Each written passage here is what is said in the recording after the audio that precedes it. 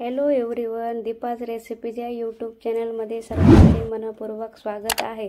चला तर मग आज जेवणामध्ये जास्त चव वाढवणारे मी एक आज रेसिपी घेऊन आलेली आहे। आजची रेसिपी आहे तिळाची चटणी। ही चटणी तुम्ही 15 दिवस किंवा महिनाभर ही टिकते छान। चला तर मग झटपट होते। त्यासाठी 1 कप तीळ घ्या, छान असे निसलेले घ्या आणि गॅसवर एक कढई ठेवा आणि कढईमध्ये तीळ हे छान असे भाजून घ्या।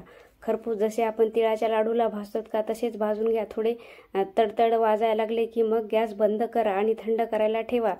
तिळाची चटणी ही खूप छान असते, पौष्टिक असते खायला आणि तिळाची चटणी खूप सुंदर लागते। जसे आपली शेंगदाण्याची चटणी लागते का तसेच लागते, अगदी ओळखायला पण येत नाही। जेवणामध्ये तर खूप चव वाढते जेवणाची आणि ही महिनाभर ही टिकते आणि कुठं प्रवासामध्ये दसम्याला कुठं घेऊन जायचे असेल तर ही चालते। तुम्ही बघू शकता तीळ हे थंड व्हायला ठेवलेले आहे। चला तर मग आता चटणीसाठी काय काय लागणार आहे ते सांगते। 2 मोठे चमचे लाल तिखट घ्या। तुम्हाला जसे तिखट पाहिजे तसे तुम्ही घेऊ शकता, कमी जास्त।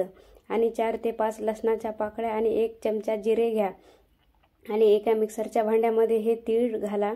तीळ घातल्यानंतर लसूण पाकळ्या आणि जिरे घाला आणि तिखट टाका आणि चवीनुसार मीठ घालून हे मिक्सरला फिरवा। चटणी थोडी आबडधोबडच काढा, जास्त बारीक काढू नका। जास्त बारीक काढले की तिळाला तेल सुटतं, मग आपली चटणी ही एवढी छान लागत नाही।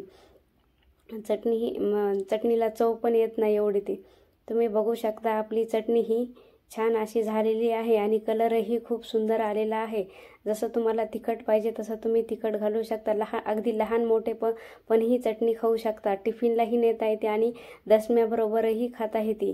तिळाची चटणी, शेंगदाण्याची चटणी कशी बनवायची आहे त्याचा व्हिडिओ मी अपलोड केलेला आहे, त्याची लिंक मी डिस्क्रिप्शन बॉक्समध्ये दिलेली आहे, तुम्ही जाऊन बघू शकता। आवडल्यास नक्की तुम्ही ही चटणी करून बघा, अगदी 10 ते 15 मिनिटात तयार होते। आवडल्यास नक्की लाईक आणि शेअर, सबस्क्राईब करायला विसरू नका हो, आणि बेल आयकन प्रेस करायला विसरू नका। मी 6 दिवसांनी व्हिडिओ अपलोड केला की तुमच्याजवळ नोटिफिकेशन येते।